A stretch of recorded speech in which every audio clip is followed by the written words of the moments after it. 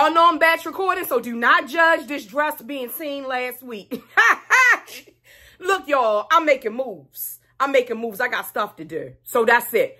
Shout out to y'all. Welcome back to my channel. It's your girl, Shay. You already know what it is. Put me on pause. Go get your favorite drink. Go get your favorite snack. Because I'm going to take my time today and continuing from last week. So this is my bougie glass that my good girlfriend Nikki made me. Craft ice and a fresh lemon water. Let's go.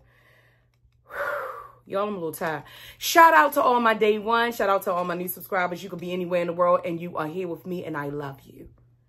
Just know I love you. I ain't never met you, but I love you.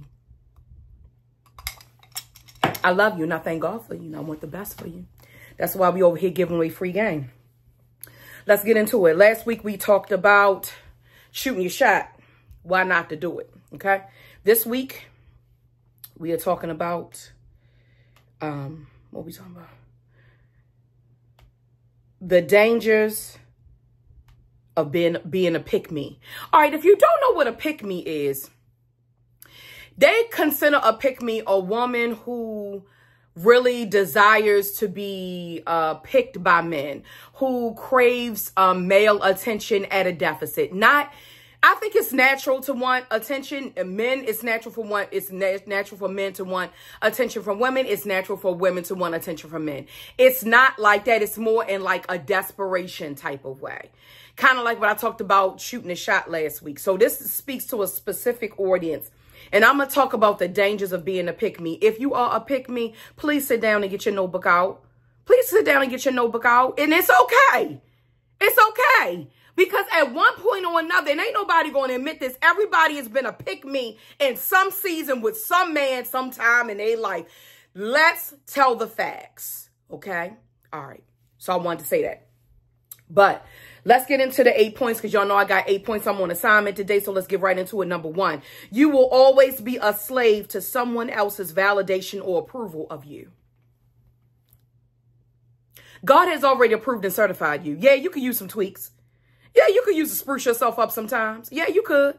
You could stand to, you know, to walk and get a little healthier. You could stand to drink a little bit more water, get up on your skincare routine and your rest routine and stop working so much. You could stop overspending. You could be doing a whole lot of things. But I'm going to tell you right now, you get into this trap, you will always be a slave to someone else's validation. Okay? You have to be comfortable with how God made you and how God defines you. Okay? Because until then, you will not get... The men who pick you will not be necessarily the quality men that God wants for you. Run that back. Number two, you lack that relationship with God who is the one who affirms, validates, and qualifies you for love.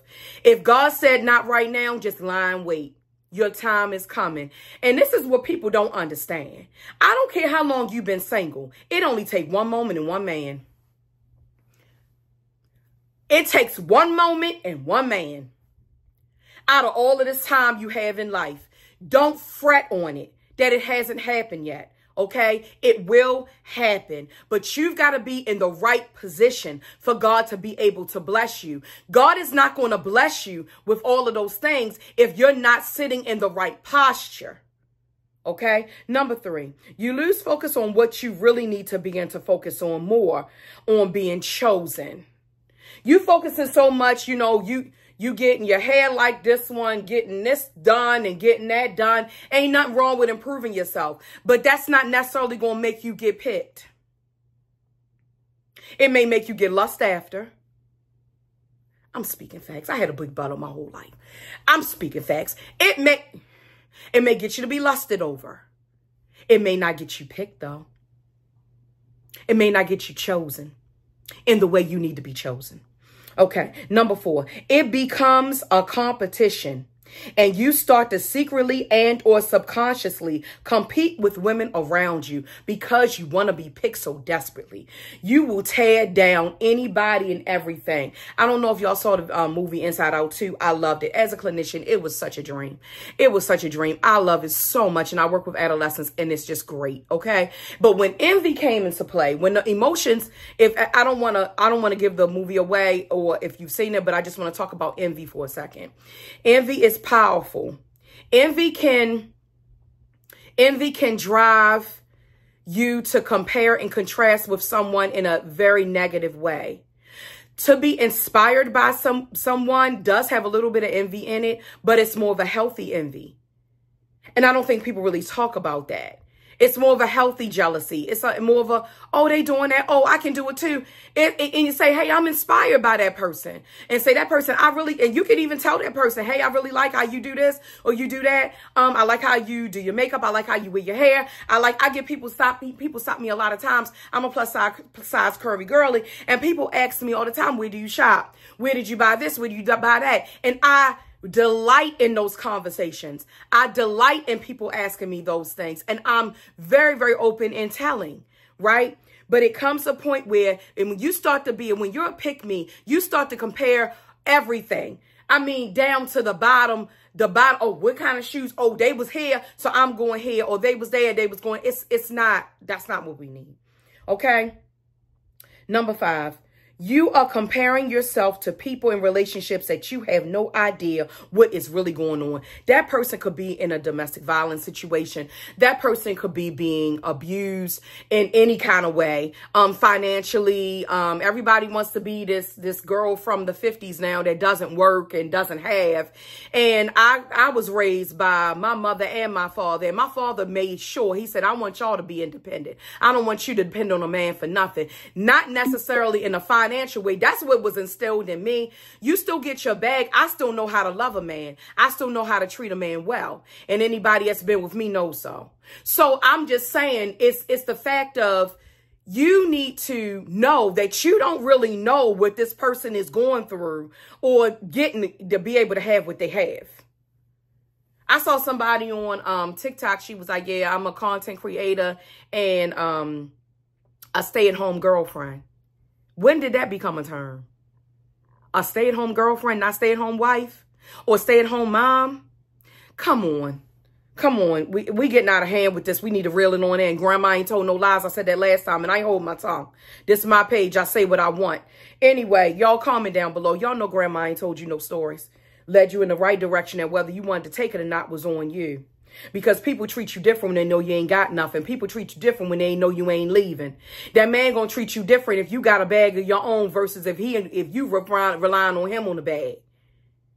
Okay, depending on the type of man he is. He a good man, he gonna take care of you and put you first. If he ain't necessarily the best of man, he gonna hold that bag over you. Now I know I didn't share this story with y'all before, how I was dating an ex. And he had more at me at the time. I was in college. I ain't have as much. When I tell you, I'd be like, oh, I wanted to try out this restaurant. He was like, we ain't going there because I don't want to go there. And you don't get no choice because you ain't got no money. Boom. Don't think people ain't saying that kind of stuff to these people. Let's tell the truth and the whole truth and nothing but the truth. All right, let's go. So now he was like, the only way you can choose where we go is if you pay. Since when? Sir, I'm so glad I'm rid of you. Oh, I'm so glad I'm rid of that man. Okay. All right. I had to exhale on that because that's a blessing. And God protected me from that. And God is protecting you from some people that ain't supposed to be in your life. All right. Let's get right back into it. Number 6, you have the capacity of being a people pleaser and not being authentic to yourself because you want to be picked so badly. Don't get into that mode of being such a people pleaser to the point where you don't even get what you want. It becomes all about that person. A person that loves you wants to please you as well. It's not one-sided. All right, number 7, you lose sight of yourself and what is really important in life. There are so many things that God has for you to do. There's so many things that you can improve upon. But you sitting up here worrying about getting picked by some man and crying about it every day. Baby, don't cry about it here. Don't cry about it. Listen to your big sis, your auntie, your cousin, your good girlfriend, whoever to you. Okay, and then number 8, you can be so relentless on being picked that you neglect other relationships and aspects of yourself that require watering and nurturing from you. I'm going to read it again. You can become so relentless on being picked that you neglect other relationships and aspects of yourself that require water and nurturing from you and only you. So I want you to ponder on that, okay? I want you to think about that. I know that was kind of heavy.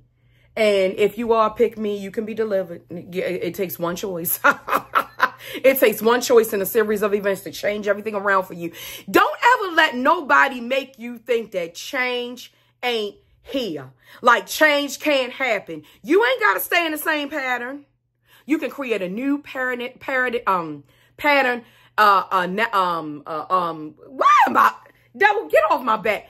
You can create a new pattern, a new way of being, a new intention at any time, anywhere. It's up to you.